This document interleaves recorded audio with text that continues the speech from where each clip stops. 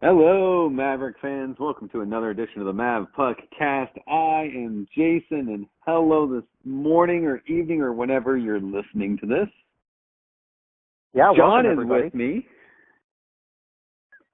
And, well, I guess I Yes, should I say am. John is not with me. No, we are not together this week. We're experimenting with some of this mobile podcast recording. As we've mentioned in prior episodes, we've got, I have a lot of out-of-state hockey tournaments for my daughters, and so with all the traveling, we figured let's experiment with another way of doing these things from the road. You're basically taking up residence in Minnesota, aren't you? I've thought about buying property. I have. So how many of the weeks this month are you in Minnesota or at a youth hockey travel tournament? Every weekend. Every weekend. So how does it look then for February? Are you gone quite a bit during that, or is it like half the month? Yeah. So half the month. And so Yep. when does the season end for the girls? Oh, we have a final local tournament in March. But the out-of-state stuff we're usually done in February. Okay. Does it end with that Maverick Stampede tournament that they hold at Baxter and Grover Ice and some of those other local rinks around the city? Yeah, and we end up buying almost all the ice. We will play at just about any rink if there's enough need. We've played up in Fremont even, so it's a pretty big tournament. Yeah, so you guys are at Grover, you're at Moto, you're at Tranquility, and you will be, and I can't think of, is it Sitter? Is that Signer up there in Fremont? Is that the name of the arena out there? Yeah, and then they almost always have games at Baxter and Ralston as well. Right, yeah, because we'll see them. If they're, I don't know if there's a UNO hockey series that particular weekend or not, but if there is, we will see the kids potentially playing in those games. Yeah. It'll be exciting. It's exciting stuff. It makes doing this podcast incredibly difficult. So the fans need to appreciate what we're doing here. There is some effort put into it. And that's right. Speaking of excitement, much like the excitement of my daughters playing, we had some excitement this weekend with our Mavericks. Oh, we sure did. We had a 2-game series at North Dakota, our first NCHC play of the new year, and we had an exciting game to watch on Friday night. Headed up there against the number 1 team in the country on a 13 home game winning streak. And that streak ended on Friday night. Yes, it did. That was an exciting way to start conference play here in the second half.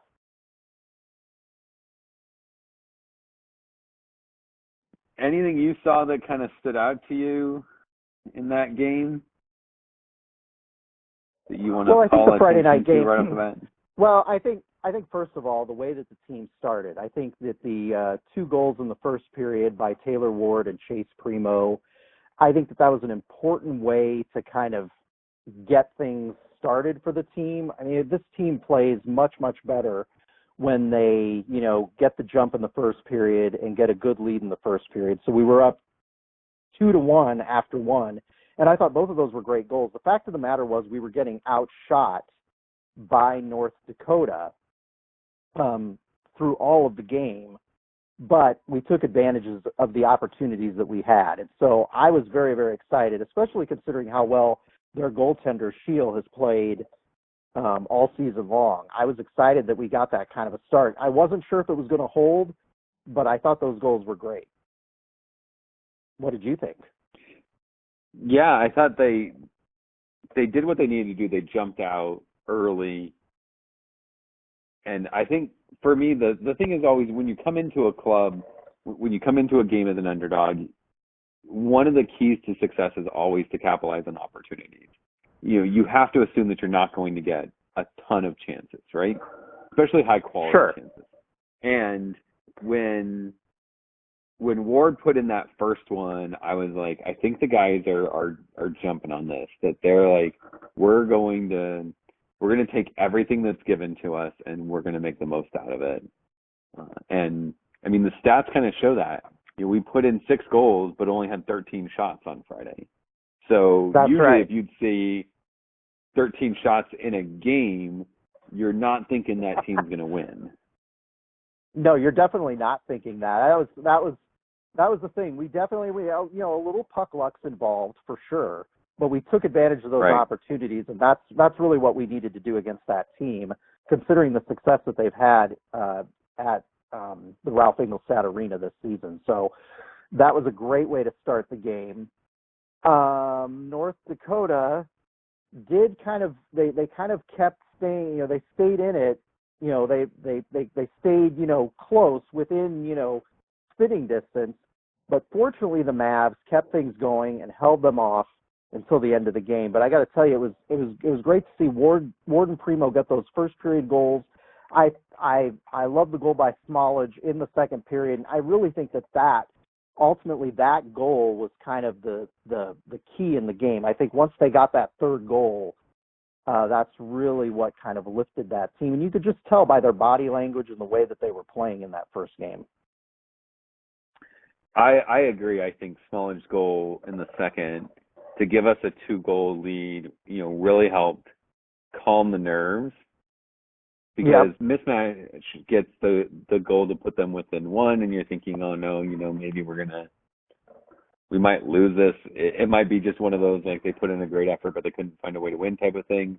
And then you get Jordan about midway, a little bit past midway through the second period to put us up by 2 goals again. And that's really like that second period is where I really felt like we were gonna find a way to win this, because second periods haven't been our thing this year. So really to have a been. productive second period was really good for them. Yeah, we've struggled in the second period this season, and so I wasn't sure when that lead was cut, but I'll be honest with you, I'm glad the way that they responded. I thought the Zach Jordan goal, Tristan Keck had the assist. I thought that was a beautiful goal. Really, if you look at those goals, and I think you would agree with this, Jason, we played well on the move. We played well in transition on Friday night, and I think that was the difference. We tend to be a team that scores our goals. We're not a team as much that's kind of a methodical, move it around the offensive zone type of team. We're a team that, when they're on the move, when they're skating in the zone, when they have odd man numbers in particular, and this is the way it is for, every team, that's when we tend to have most of our success. Yeah, this team seems to be better at that than maybe some other teams that UNO's had in the past. Sure. I think it struggles because it's hard to find a lot of success when you rely too heavily on transition.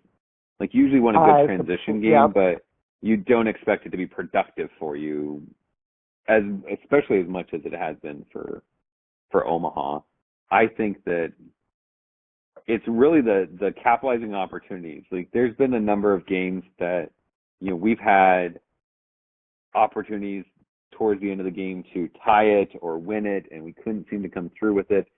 So to see them kind of capitalize on some of the things that were given to them, I think Primu's the classic example of that. It was a poor decision by North Dakota, and he got the turnover in a good scoring opportunity, made a good move, and found the back of the net.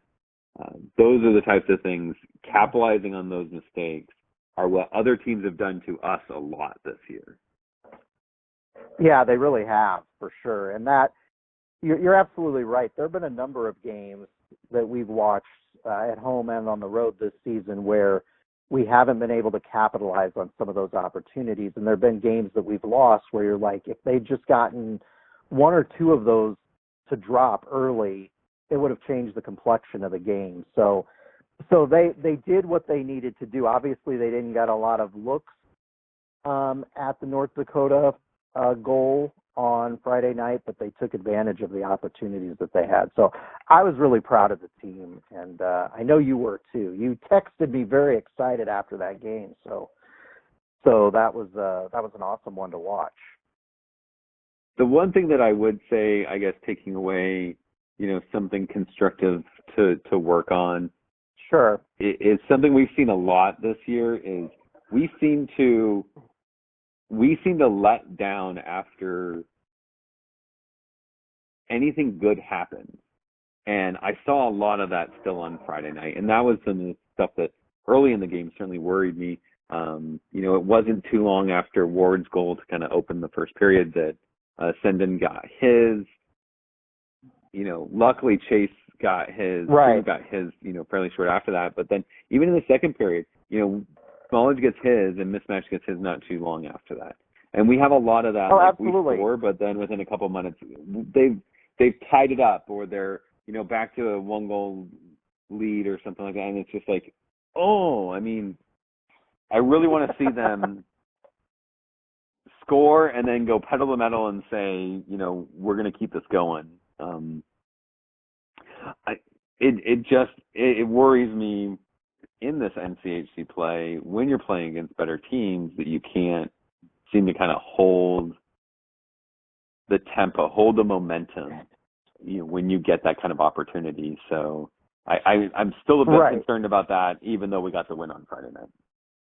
Because we have to keep in mind, we still gave up 3 goals on Friday night, and that's been a problem for us, not just the first half of this season, but the last couple of seasons, is the number of goals that we give up to our opponents. And it makes it a lot more difficult to hold on and win some of these games, especially against some of the high-powered offenses that we see in this conference on a week-in, week-out basis, especially in the second half. So that's something they've got to find a way to kind of tighten things up defensively. And when you get, let's say a 2-goal lead on a team, to be able to hold that, Right. Absolutely. So we had the fun events on Friday, and then we had the Saturday night game. Now, I don't know about you, but after winning 6-3 on Friday, I was a little bit worried about how things were going to go on Saturday night. You had to expect that it was going to be more realistic. I think, North Dakota is not going to want to lose to this unranked Omaha team, twice in a row. So they're going to be better prepared. They're going to be, ready to go. Certainly something to play for. So you had to expect something different going into Saturday night. Yeah. Well, and that said, I'll be honest with you. We had one of the early opportunities in particular was Noah Prokop. But there were a couple of opportunities in that first period where, like, if UNO had just been able to put those pucks in the net, it might have changed the complexion of the game. But ultimately, we gave up 3 goals in the first period, and that was kind of all she wrote. Yeah, I was worried after that first period that it was going to end up worse than it actually ended up. But right, you were worried at that point. It's like, oh my gosh, is this going to be like a 9-0 type game? Because we've watched those games over the last couple decades with UNO. Fortunately, that didn't happen. Taylor Ward got a goal in the second period, but that was it as far as looking at the box score here. Really in the third period, not a lot happened. So, which I was there really wasn't a whole lot of opportunities, and we just couldn't seem to. We needed a goal, I think, fairly early in the third to give us, hope that we could find a way to pull this out. Because at that point in time, a 1-goal differential, with half a third period to play, I think these guys still would have felt fairly confident that they could find a way to make it work. But without that, it just seemed like we were stretching. And like you mentioned, we had some opportunities in the first, and on Friday night, those are the types of things that seem to go in for us that on Saturday we just couldn't seem to find. Right. There were more penalties called too, or at least it seemed like there were more penalties called on Saturday night than on Friday night. One of the North Dakota goals was a call that UNO fans found to be relatively controversial. Not even relatively, pretty controversial. I wanted to ask you about that one, the first goal. Yes. Like, what did you think about that? Because I have to say, we were sitting there watching the game. There was a bunch of us, obviously being hockey parents that are also hockey fans. So we were all kind of gathered around watching the game. What are your opinions on that? What was that call? Right or wrong? I thought it was goaltender interference. Now, one of the things that they said was, the argument was that I believe they said Isaiah Seville interfered with the North Dakota player. And was the North Dakota player Mishmash? I can't remember who that was. I don't. Yeah, we were watching it small screen, so I don't know that I'm a very good tell of who was who. Yeah. But some other people were saying, look, the North Dakota player stepped on Isaiah Seville's stick, so that's goaltender interference. I'm not as well versed in some of the technicalities of these calls as other people. What did you think about that? My initial reaction was it's definitely goaltender interference. Right. The replay that they showed before they made the call, my concern was that it does look that, for one, Seville was out of the paint. And I know that they say that doesn't matter, but I still swear that referees seem to think right, some things just are allowed outside of the paint that aren't allowed inside the paint. And yep. So part of me was like, well, they might look at that. And I did look at it saying it kind of looks like Seville maybe makes the initial contact with the player. But right. The initial contact wasn't really what was in question to me. What got me was that when the North Dakota player is falling to the ice, it's clear to me that he moves his arm in a way to catch Seville's head. It's not like I'm just falling to the ice and I'm going to try to protect myself, because he shouldn't fall with his arm out like that. He should tuck his elbow in. So when you bring your elbow out, you're clearly trying to get a hold of something. And I think that he was trying to make sure that Seville ends up flat on his face, essentially. Right. And so I can get that you wouldn't want to make the call on the ice that way, and I could get that you would say that's not enough for a penalty call, but that goal doesn't stand. To me, there's enough of a context that Seville's not allowed to essentially play his role on the ice to do his job. Right. You're interfering with him, making a save. And so I'm with the controversy that should have been should have not been allowed, right? And that was just the start of it. They reviewed a non-call that, seeing it, I never saw a replay of it, but seeing it live, I kind of thought that probably should have been at least a penalty, if not a major.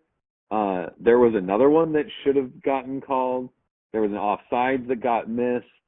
So there was a lot of where is your head? These referees just seemed like there was an obvious bias. Yeah, and there was one of those penalties which I don't know if you noticed this, but the North Dakota play-by-play and commentator on their Midco Sports broadcast said the referee didn't even come out and announce the penalty, which I thought was interesting because that's one of the things that they do this season now, and he didn't even bother to do that. So I thought that was very, very interesting. Yeah. And then, we were talking about UNO's opportunities and stuff. In the third period, we get these are the things that blow my mind. Like the North, I know. I think it was Waugh that was down. The North Dakota player cross-checks Waugh, no call on that. Waugh's on the ice, and that same North Dakota player cross-checks him again, this time to the back of the head.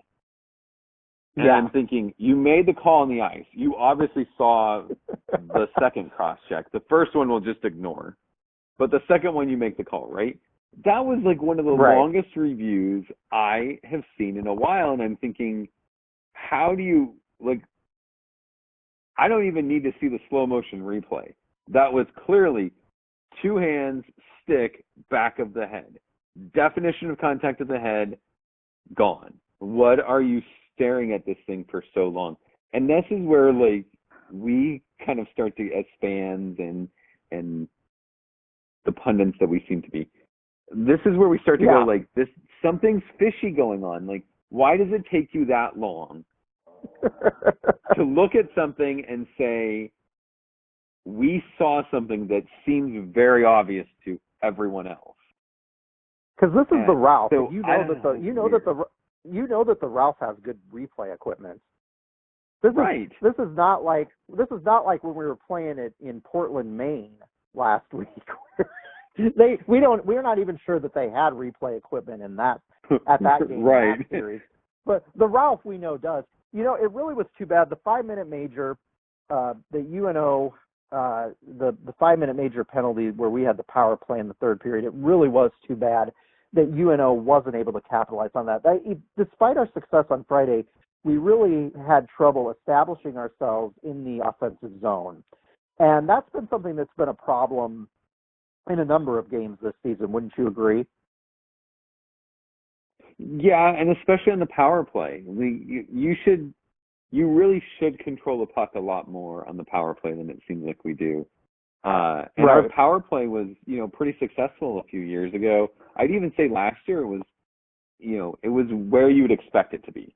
It wasn't stellar, but it was supportive. The last few series, we didn't get a single power play goal this weekend. And I'd say for the better part of a month, I think our power play's been lackluster. We're not catching good clean passes. We're not making smart decisions. We're trying to force the puck into areas where, we shouldn't. We're passing up, decent scoring opportunities, in favor of trying to squeeze out something that's a little bit better. And it's I remember a coach telling me at one point in time, don't pass up 90% to try to get 91. If you're going to pass up a 50% chance for a 90% chance, that makes sense. But, a lot of times you're passing up something that's a quality scoring opportunity because you think something else is slightly better than what you've got.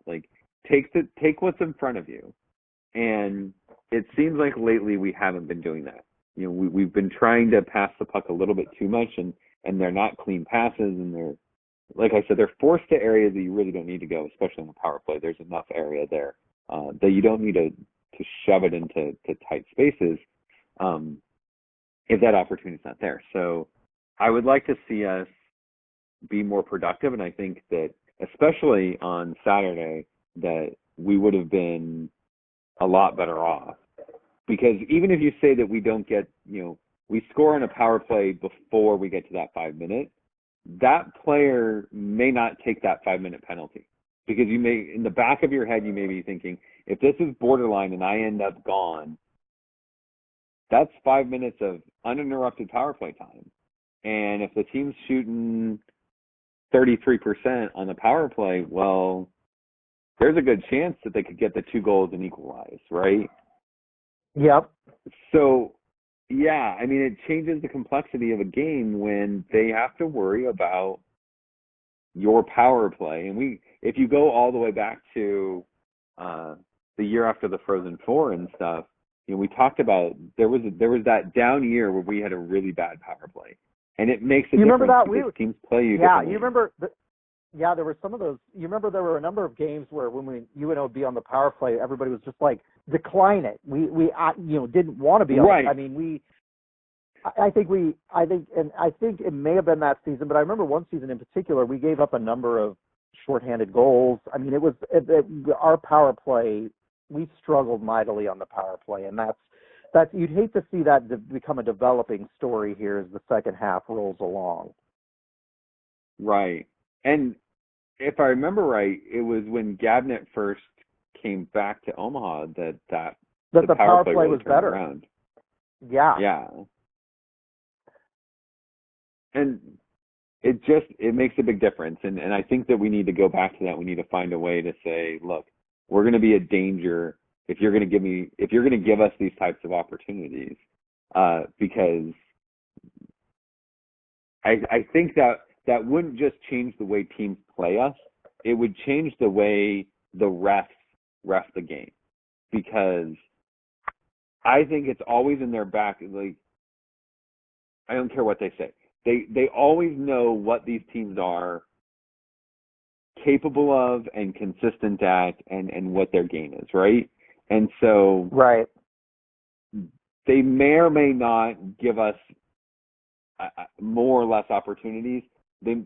I suspect that things will be a little bit tighter and a little bit more even than we've seen some of these roughing games, just because they'll know that this is a good club.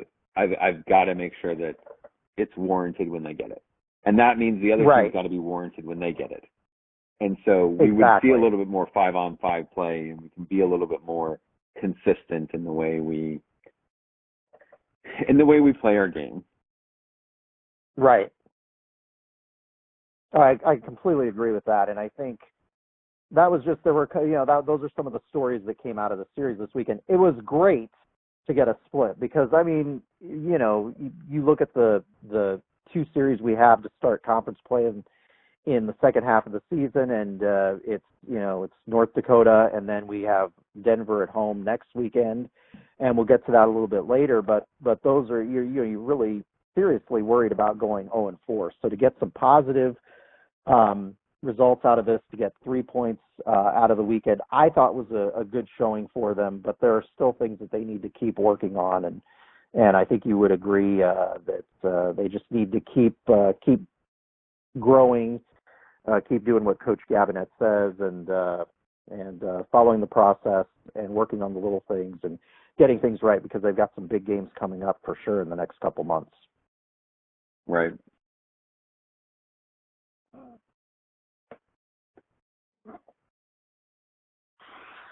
So moving on,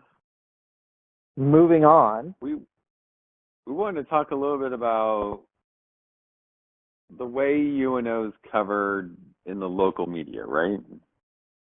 Yes, this is a topic, as you are well aware, that comes up constantly every season. Going back to UNO's very first season in 1997, back when all we had to communicate on was an email list. I think it was either one list, or it might have. I can't remember if it was a Yahoo group at that point. I think it was one list was what the email list was called that one of the fans had set up, and then it became a Yahoo group, and then a virus went out over the Yahoo group, and that was pretty much the end of the email list. And that was right around the time that we started Mavpuck, which, by the way, celebrates its 20-year birthday on January 20th. January 20th of 2000 was when I registered Mavpuck.com. So that's when I started the website. Yeah, it's been 20 years on January 2020. Yeah. So, yeah. Wow. Coming up awesome. in a little over a week here. Yeah. Yeah, so pretty exciting. So, well, I don't know if it's really not that exciting. I've wasted so much time over the last 20 years, Jason. But time well spent, my friend. Time well spent. Well, because of Mavpuck, we got to meet you and Jolene. So that is one of the one of the awesome side effects of having Mavpuck.com. So that's very good. But yes, coverage is something people are constantly complaining, frustrated about the amount of coverage UNO gets in the local media. And like I said, this goes back years, and I mean almost every year this becomes a topic of conversation. Now, you and I work in the area of communications and publicity, in getting coverage for obviously the organization that you work for and the various organizations and businesses that Bridget and I represent in our business. This is a constant thing: publicity, promotions, advertising, getting coverage for what it is that we're doing. So just give me your just kind of initial take on media coverage. And do you think that the concerns that fans have about coverage is warranted? Do you think, well, just let's start with that. Let's start with that thought first. Well, part of it's hard for me just because I come from a larger market, right? Right. In Colorado, where I grew up, there's more sports, there's more teams, there's more money, you know. Right. So the problems are different, right? Yeah. But there's some things that are the same. And I think from a fan's perspective, you always want to see your team kind of, your name in lights, right? Like you pride yourself on that product, and you commit to, especially season ticket holders and stuff, like you're committed to this team and giving hours of your life to, you know, watching these guys play a game that you enjoy. And to see it get shunned and not covered, I think is a disservice to the fans as much as it is to the brand that the university is trying to build. Right. The part that I struggle with is that I am very much a new media kind of guy. Like, correct. And yeah, and you know that we are too. Yeah.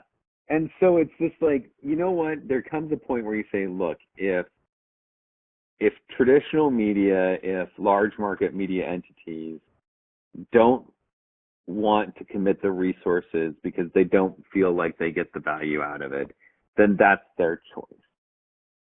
Right. As long as the fans have somewhere to go, they'll feel okay with it.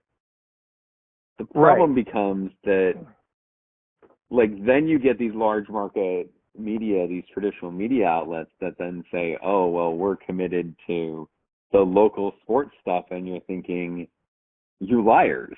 Like, you're not. Because what you're covering is not anything. It's not the local teams. It's whatever, it's whatever you want to call the local team. Right, exactly. It's not as equal opportunity as fans would like. And I think you struck on something really important, which is the concept of people who are fans of teams, when their team gets coverage, it gives them a sense of, I think, validation that their team is important in the marketplace, to be sure. I ask myself a question because obviously people get concerned, for example, with coverage in our daily newspaper here, the Omaha World-Herald.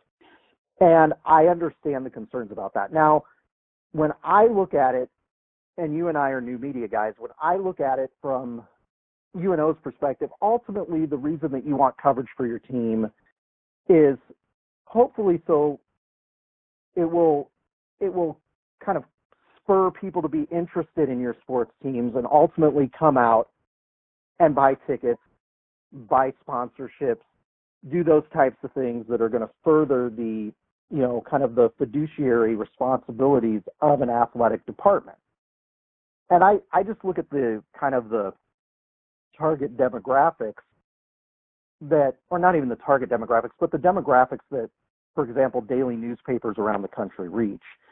And if you look at the print version of the newspaper, obviously those demographics are skewing older and older each year, and the numbers are dwindling. Now, the website is another story. Obviously, you'll get people of all ages, but when you look at an entity like the World Herald, most of their stories, including game previews, are behind a paywall.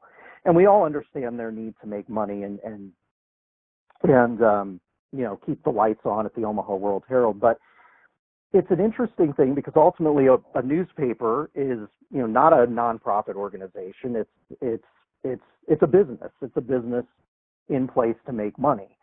And so you kind of understand that they're going to cover the things that garner the most attention for them, whether it's people subscribing to a print edition for the dwindling numbers that do, or the people who are clicking on links to read stories. So I have kind of a hard time. I mean, I understand people are concerned about coverage, and ultimately there's probably more that every university can do in that regard. But I ultimately think that UNO and other universities like them need to start cultivating, obviously, new venues to reach people and new sorts of influencers that can help them reach the kind of the audiences of the future. And I think that's the battle that everyone's in, traditional versus new, right? Right. It's always kind of been the way that if you have a brand, if you have a product, I even think of talking to some people about just product marketing in general. If I had something, the best thing that I could do was to get it into a magazine or get it into a newspaper, and then it became like, oh, well, it's not so much newspapers and magazines, but it's blogs, and you want to get it on blogs, right? And that was that still kind of like that traditional media, just like a new way of doing it. And right.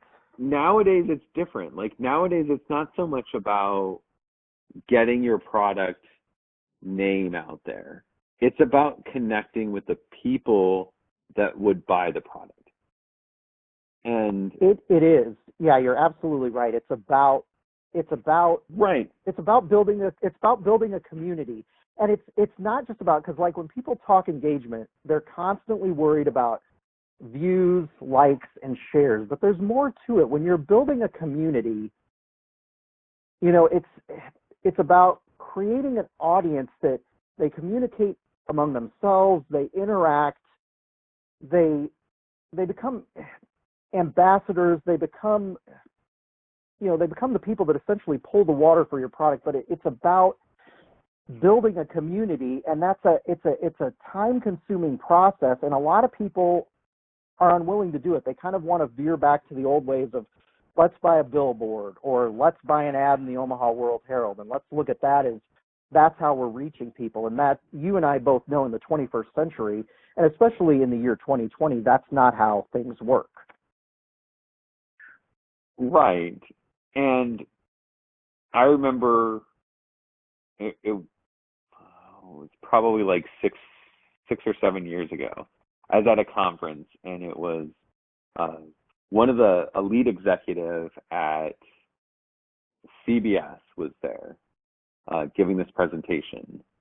And someone asked the question, what is your biggest competition? And his response was, I know a lot of you probably expect me to say ABC, NBC, and the other networks are our biggest competition. Right. He said, but when you really look at it and you look at what we're doing, we are focused on, and this is back then, like we are focused on the people who enjoy the content that we put out and continuing to put out the kind of content that they thirst for, that they strive for. And so when we're looking at growth numbers, we're not focused on taking numbers necessarily away from someone else. What we are focused on is how do we compete against going out and playing outside, or going to a sporting event, or going to a movie. these other things that would take up the time that you might use to watch one of our programming. And I think that that's what's driven a lot of this streaming service, is this concept of, like, if I have to compete against John Brooks and your schedule and when you're available and what other things you're going to do, I'm going to lose to a lot of those things because you've already invested so much in that. If I can say my content is no longer it's no longer tied to this time, right? To traditional time slots. Yeah. Yeah. So now when it's convenient for you, you can work it into your schedule. And it changes the product that they're offering, because they can go back to saying, what we really need to do is put out something that our, the fans of our content enjoy. And so to bring that back into UNO, it's like, I personally feel, this is just my opinion, and I'm sure there's plenty of people out there that disagree with me. There's always people out there that disagree. My opinion is that UNO has a unique position where they have clearly a traditional market that hasn't invested in them the way that traditional markets have invested in other athletics. And the lack of content, while it upsets a number of your biggest fans, it's not going to change anything if you can increase that, I think, with other types of fans in the way that you need to invest in it. So where you should invest your time is saying, what can we do that takes the experience of the people that are here on Friday and Saturday night, or maybe the people that just show up to the occasional game? What can we do to say, how do we take this experience beyond a Friday night in January or a Friday-Saturday series in February? Come April, May, June, how does this still factor into your life? And what kind of content and what kind of ways can we partner and reach out to those types of people? With Mavpuck, it's a community of people who are loyal followers of UNO hockey. It's a clear opportunity to me to say, if the university wants to put out something and get it direct into the fans' hands, like, do it. Because I think of how many times you've invited people and I've invited people to come to a hockey game, and they love the hockey game. And they're not going to be season ticket holders, and so you're not going to drive those types of numbers. But yeah, they're going to be the occasional fans that come to a game and buy a ticket and help with those single game sales and fill the seats. Well, and quite honestly, my friend Scott, who sits next to you guys, he was a guy that we just gave tickets to. And we would talk glowingly about the UNO hockey program. And for the last 3 seasons, he's been a season ticket holder. And so I think it's one of those things that's important for them to kind of engage in a meaningful way with the fan base, because ultimately those people can help do the marketing for you. And quite honestly, it doesn't cost you as much. And it's not that one-way kind of old school communication that, getting a story in the Omaha World Herald or, getting a 30-second segment on the evening news is, because as you mentioned, people aren't following traditional time slots for things. People would make a point of tuning into the news at 5 or 6 o'clock back in the day. Now they don't. I mean, the fact of the matter was my brother-in-law, who passed away in 2017, he worked. He was a producer at 2 local news stations. He was a producer at KPTM and then at KMTV for a number of years. And he would always talk about the fact that the weather is obviously the most popular segment on the local news. That's the one that drives people to tune in. And ultimately now you can get the weather on your phone. So you have to start thinking differently, because ultimately the numbers are going to continue to dwindle. Local news stations are propped up by network primetime programming, ultimately continues to help drive their numbers and keep those entities afloat and keep the ad revenue going. But as time goes on, a number of these sources, whether it's newspapers or magazines, those things, are going to, they've already changed a lot and they will continue to change. And so you have to look for more unique ways to communicate with your target audiences. And I think you and I've seen that. There are a number of, you know, that I love to watch a lot of tech YouTubers, for example. And those are people who get, you know, they get items to review, they get invited to events because they reach a very specialized audience. And they're not as formal as traditional news outlets, but they get your message and they promote your product to the people that you ultimately want to reach. You know what I'm saying? Right, and that's the idea of influencer marketing, right? Is get someone who seems like your best friend to tell you that this is the greatest thing in the world, and then they're going to buy it because they feel like their friend's telling them it's the greatest thing in the world, not some advertising agency. Exactly right. But so there's an opportunity, you know, we throw out ideas on this podcast on occasion of like, wouldn't it be cool if they did this or something, right? And so I think back to all these promotions where they've given away $5 upper bowl tickets, right? And it's really just like anyone can get them, right? And it frustrates us. We've mentioned it before. Like as a season ticket holder, it frustrates us because, you know, any Joe off the street can get a ticket right next to me for less than I get it in my season ticket holder discount. And I think, well, that's kind of unfortunate because I don't know Joe sitting next to me. But what if it was something where you say, like, here's this Everyone for Omaha campaign, where if you know a season ticket holder, you can get, you know, give every season ticket holder X number of referral codes, right? And so I can give these referral codes out to friends, and they can put that referral code into the website, and they can get a ticket near me for $4. And it's the Everyone for Omaha campaign, right? Like that's the kind of thing that I'm like, you know what? I know so many people that I would send those to going, hey, you can come sit with me or sit near me or, you know, maybe not the seats next to me because they're probably taken, but, you know, same section, you know, a section over, a section or under or something like that, where it's like, hey, come check out a hockey game. I've done that with products before, things that I've bought that have been like, this is an awesome product because I own it and I use it and I like it. And I get referral codes where it's like, I send it to you, you buy it, I get a little bit, you get a little bit, you know, it's like, I see all the things like you get $10 off your thing and I get $10 store credit. Win-win. Exactly. Right? Like, I want you to use it because I get $10 and you want to use it because you got $10 less, right? Sure.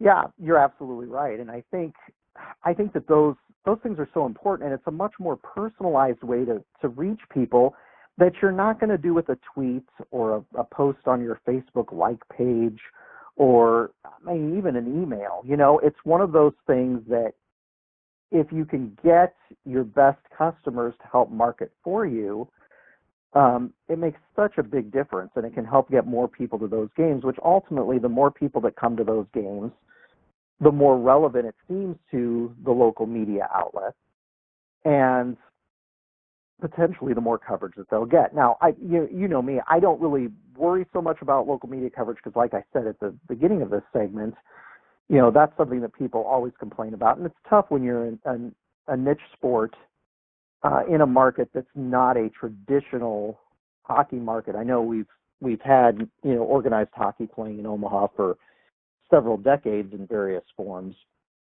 going back to like the Omaha Knights. But it's always going to be a challenge. So with this type of sport, I would always be looking for more unorthodox ways and dealing with some of the kind of local influencers to kind of promote what it is that I'm doing. So yeah, I mean, it'll be interesting to see going forward what kind of coverage they get. Ultimately, when UNO has success and they beat the number one team in Grand Forks, that ultimately warrants more coverage than you know, if they have a season where they only win 9 games. You know what I'm saying? And you would think that, but I still remember the coverage that they got in the Frozen Four year. And oh yeah, I remember sitting here going, I remember the years that Denver went to Frozen Fours, and they got better coverage in a large, in a noisy pro market sports market that is Denver. in Denver, yeah, Right. yeah. Like you've got so much going on in April in Denver, and yet you still have DU making front page prime opportunity sports location in the newspaper. And I'm just like, I couldn't believe how poor the coverage seemed to be when UNO was doing well. And so when they aren't doing well, you know that it's rough. I mean, I'm not really. What they're covering is so superficial. Because they're not they're not covering the athletics of the brand. And I think that's where things kind of get missed is fans, we look at it as, you know, almost like a friend. Like it's there's a personality to it. I know marketers talk about personas, and we're not going to, you know, dull our audience with that stuff, but I think as fans, even when you're subconsciously not thinking about this, but UNO hockey is a brand to you. It is a person. It's not just a thing. And so what you're not looking for is this short little article that essentially narrates what you already watched, either live or on TV. You don't need that. You want the backstories. You want the, you know, where was this player brought up? And UNO doesn't need a newspaper or even a blogger to do that for them. Like you can make partnerships and say, we'll write the article. Here it is. You're absolutely right. A lot of the coverage that they've gotten in the local fish wrap have basically been game recaps. And the fact of the matter is UNO has game recaps on their site. And most of us who are kind of like the hardcore fans watch the games online or watch the games on various TV broadcasts. There's a few of those every season. The fact of the matter is recaps is not exactly exciting coverage. What you said is exactly right. The fans want more of those features. Now, I will say Jordan McAlpine, who is a writer for The Gateway, he is a student at UNO, and he is a budding journalist. He's doing a great job. He has written some terrific features this year, and I got to tell you, his feature coverage has been more that I've seen out of the quote unquote professional media here in Omaha.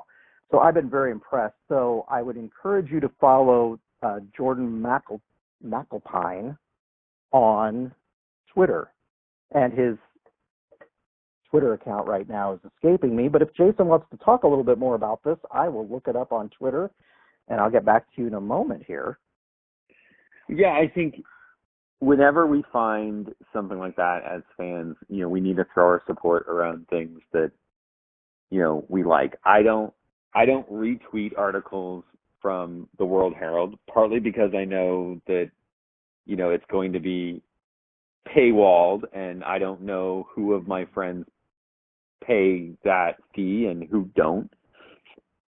So I hate to send something out that only, you know, 10% of my friends can read. Like right there, I've decided it's not worth it for me, right? So when we get an opportunity, you know, that we know someone can actually engage in and get some information in there, you know, I think as a community of fans, we all have to commit to supporting that. So what he's doing with the student newspaper is a prime opportunity where, you know, when you see those tweets come out from your friends and from other fans and from fan sites like Mavpuck, you know, it's an opportunity for you to like and share alike and things like that, you know, will garner them some exposure that will, you know, it's our little way of upvoting them on Reddit and saying, look, we appreciate you taking the time to cover this the way that we feel it needs to be. Yes, and I have Jordan's Twitter. Jordan is at Jordan _McAlpine, which is MCALPINE on Twitter. So give him a follow. He's Bridget and I talked to him a couple of months ago. He's a really good guy. I DM him every once in a while. And I think just looking at it from UNO's perspective, I think going forward they have to be careful about giving some of these legacy news organizations, what is essentially exclusive coverage, because I think as time goes on, the demographics aren't going to be what they want, and it's not going to be the people that are interested in their product. So they're going to have to start to look kind of beyond the traditional. Obviously, when you look at media, it's a technology business. And at one time, if you could afford printing presses, newsprints, ink, and to pay journalists, you could make a pretty hefty profit with a daily newspaper. That's why there were so many large media companies that formed, because it was essentially a way to print money.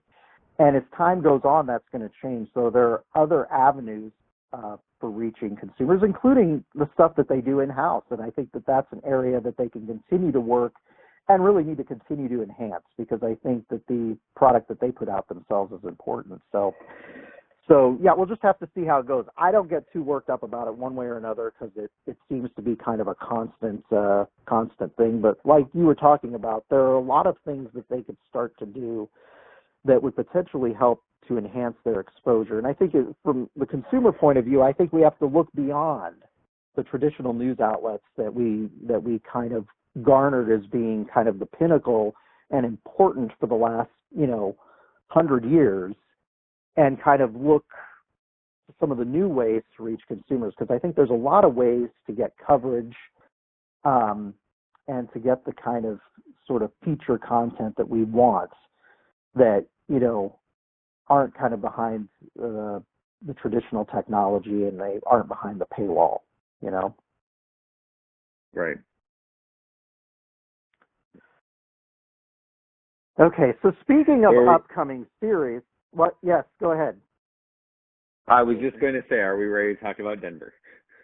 Yes, speaking of upcoming series and upcoming coverage that we may or may not get, we've got Denver coming to Omaha next weekend for a 2-game series. Yes, and it just never seems to end in the NCHC. It's always a high-quality appointment. And so here we go again.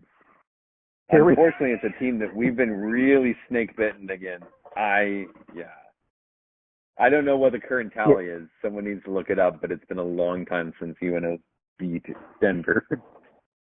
I think it goes back to, if I'm not mistaken, I think it goes back to a series that Bridget and I were at, along with our friends Mike and Lindsay Shellhart, back in the fall of 2013. I think that's the last time we beat Denver, was out at Denver back at that point. And I don't know if you and Jolene were at that series or not. I know that you, having grown up in Colorado, try to get out to those when you can. And obviously your girls weren't playing youth hockey at that point. So I don't know if you were there, but it's been a long time since we have beat North Dakota. We've been snake-bit and playing that team. And I don't know, coming into this series, we go up to North Dakota, a team that we've had a fair amount of success against over the years. And we got 3 points out of that weekend. And now we get Denver, a team that we haven't had a lot of success against, but we played well against last season. So going into this one, what do you think is going to happen?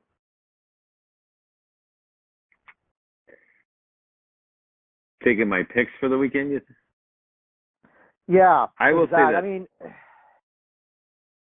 we were talking a little bit about this weekend, and on our travel back and stuff. My wife and I were talking about this in the car and that. If you had to say, like, if you said, look, you're going to win 1 game out of 4, 2 against North Dakota, 2 against Denver, which game do you think you were going to win? My pick first would have been Friday at North Dakota. My second pick would have been Saturday at North Dakota. So we're into my third and fourth pick to think that I actually beat Denver. Yeah. So sadly, exactly. even though North Dakota is ranked higher than Denver, I still thought we had a better shot against North Dakota. I'm with you. I struggle with this because Denver's a good team, and we just don't seem to play well against them. We definitely have trouble matching up against them for sure. They don't have some of the big names that they had in the past under Jim Montgomery, but they've got a number of talented players. I watched them this week. They had St. Cloud State in town for a 2-game series.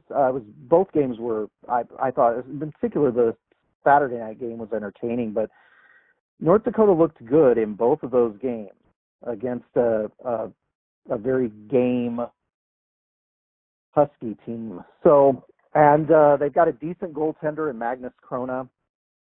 They're one of those teams that, I don't know, I feel like maybe we're going to get a win. The only team that we've been swept by this season was Minnesota Duluth. That's not to say that the results have always been pretty, but we've only been swept by one team. So I'm going to say we split against Denver, and much in the way that we had success on Friday night at North Dakota, I think we're going to have success Friday night against Denver. I think we're going to finally get that monkey off of our back. We're going to break through, and we're going to beat Denver. And I'm going to be excited to text back and forth with you about it while you're on the road at another interesting little town. For where are you this week, by the way, for youth hockey? Worthington, Minnesota, I believe, is this weekend. Okay. Yep. Kind of the St. Cloud area. Yeah. They're small towns in Minnesota. So The little towns in Minnesota that. Yeah. I don't know that I agree with you. I really want to agree with you, but I'm like, my mind just says, dude, you watched Denver enough. Like, this is not a team that is known for letting up, going, yeah, we can beat them. So. No, Jason, don't feel, because I always have fun thinking about our picks every week on this podcast as I'm watching the series. So I'm really interested in what you have to say. This is a tough one. Very difficult one. Here's the things that are going through my head, right? I think that one of the things that helps us out is that our worst losses to Denver came against players that are no longer with UNO. And I remember Freddie Olson we were talking to him when he played here about beating Denver, because he was from they lived in the Denver area, and so it's kind of a hometown thing, and he really wanted, I could tell he really wanted to beat Denver, and absolutely they got walloped a couple times, and so I don't think that we have that stigma, that Denver has that stigma that it's had, say, the last 5 years, right? I think this is a different team. They know we've had trouble with them, but they haven't lived it necessarily the way that some of the other teams. They don't have in that. The past. Right. Right. They don't have that stigma that some of those guys had, because it was a shorter history between when they had won, which we are thinking it was back in 2013, to today. These guys don't have that monkey on their back. To them, this is it's like when they went to North Dakota last weekend. It's a fresh series, a fresh opponent. It's somebody they haven't faced this season. So, right. So that said, the other part of that what is your that pick, Jason? I'm going to say that we get swept. I think that we will. I still think it's a little bit in our heads on Friday night. I have a feeling that DU is going to come out and take care of business. I fear that it's going to be kind of like a Saturday game at North Dakota, where we just we struggle. We're not playing bad, but we're just clearly not at that caliber that Denver is. I think that Friday night gets in their head on Saturday, and we end up losing both of them. That's what I think. I'm concerned about whether this team can establish themselves in the offensive zone, and have a little bit more success on their power play opportunities. Those are the two big things that I'm looking for this weekend out of the team. I think this is, again, we go back to this, our goaltenders, and I'm assuming Isaiah Seville will be in net for both games. He's got to come up big and have a big weekend against a team like this, or they will make us pay.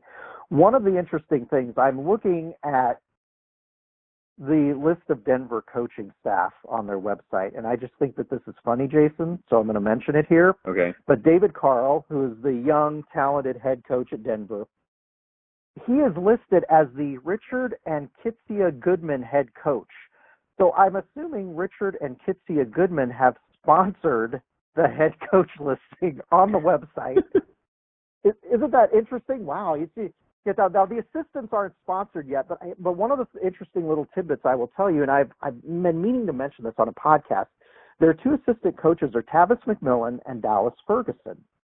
And those two guys coached together, and both of them were head coaches at one time at the University of Alaska Fairbanks, a team that was our nemesis in the CCHA. You remember we had trouble beating Fairbanks in Alaska. So those two guys know how to beat us. So they've got our number. Right. So they know, and obviously those were against, predominantly the Mike Kent coach teams, but those guys have had a lot of success against UNO over the years. So I just thought that was interesting about the David Carl being the Richard and Kitsia, I'm assuming I'm pronouncing her name right, Goodman head coach. So they have a sponsor for their head coach at Denver because that's how ritzy they are. And Jason knows because he was a fan of their team for that many. They've got that delicious carving station out there. They've got their head coaches are sponsored.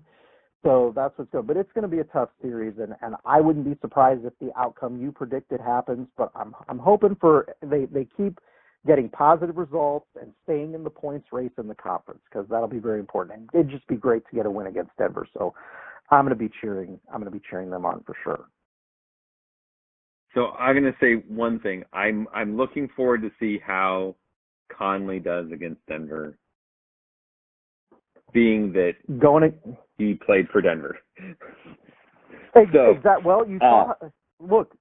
You saw how well Taylor Ward played at his dad's alma mater this last weekend in North Dakota. So I'm excited to see how he plays too. Conley has been a terrific player for us this season. I'm going to be excited to see how he plays. But yeah, we've got to get things going in the offensive zone and tighten things up defensively, and I think we can have success. But it'll be exciting to see. I'm looking forward to texting back and forth with you this weekend. I'm sure we'll have a lot of funny things to text back and forth, so that'll be fun. On that note, we did forget something, John. Yes, we did, and I was going to throw it in here, and I forgot my player of the weekend for the North Dakota series. Yes, we did. We forgot. I think we need to do that before we sign off. Absolutely. So I'm going to say my player of the weekend for the North Dakota series was Chase Primo. I thought Chase had a terrific weekend, and certainly when I look at that goal, which was the second goal for UNO that he got in the first period Friday night, the unassisted goal, I thought that was terrific. He had another good opportunity Saturday night that didn't go in, but I thought he had a really good weekend. I've been impressed with him the last couple weeks, and he's starting to come into his own as a player. The son of a former NHLer. I'm excited to see what he can do down the stretch. So I'm going to go with Chase Primo this weekend. Who are you going with? Did I steal your player this weekend? You did not. Oh, good. And I think I'm going to go a little, I think the on-the-board name is Taylor Ward. I think he had a great series. I think he's an obvious pick. But the guy that I really wanted to talk about as kind of like my player of the weekend was Tristan Keck. And Tristan Keck, yeah. I feel like people have said we talk about him almost every week. Yeah. It's like the poor, I feel bad for the guy because I'm like, we've talked about this, like, he'll get the puck and I'll be like, oh, it's Keck. And I'm just like, the poor guy, just something will seem to go wrong for him every time, and I feel bad for him. Like, he gets breakaways left and right and just can't seem to find it. And like I always feel bad because I think he does a lot of the things that he needs to do right, and he just gets overlooked because he gets kind of snake bitten in some of these things. He had 2 assists on Friday night. I think he played one of the better games I've seen him play in a while on Friday night. He seemed to really gel with the guys, and I really appreciated, everything that he was doing on Friday night, and I think that, he had a good game on Saturday as well.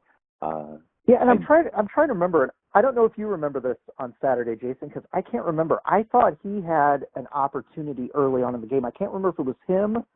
I can't remember which player it was. Like I had mentioned, Noah Prokop had a good opportunity, but I couldn't remember if Tristan did or not. But yeah, he had a Keck great did, game. yeah. Because I thought when he hit the post, and I thought, oh gosh, this is gonna be another one of those games where like he's gonna have a bunch of opportunities and it's gonna be like 50 posts and yeah. I'm like, oh, I remember guy. him early on having a good opportunity, but that assist that he had on the Zach Jordan goal in the second period on Friday night was terrific. That entire setup was great. So yeah, he's been impressive the past couple weeks, and we're going to need him to be big against Denver this weekend. So yeah, Primo and Keck. Primo and Keck are too. We really need guys to, and of course Ward as well, to really step up and play another good series. Yep, help take the Mavs over the top. Well, Jason, once again, and I want to thank our listeners. Jason and I are trying a new technological option this week, so we'll see how it goes. Bridget uses this for teleseminars that she does for a membership site that we have in our business for career services professionals and resume writers. So Jason and I are giving it a shot this night. We'll see how it is. It'll either go great or Jason will be pulling his hair out trying to edit this into a podcast that will hopefully come out Monday morning. So in the meantime, be sure to follow Mavpuck on Twitter, Facebook, and at Mavpuck.com. And we'll wish Jason to have good travels next weekend to his. Which is it? Both daughters that are playing next weekend on the road, or is it Lexi or Maddie? Lexi, just the older one this weekend. So. Okay, so she's a very talented hockey player. I've watched her play. So safe travels on the road to you and Jolene this weekend. I hope you guys have a lot of fun up there. And to all the Maverick fans, Bridget and I will see you at Baxter Arena for the 2-game series against Denver University. Should be fun. And until then, go Mavs. Go Mavs.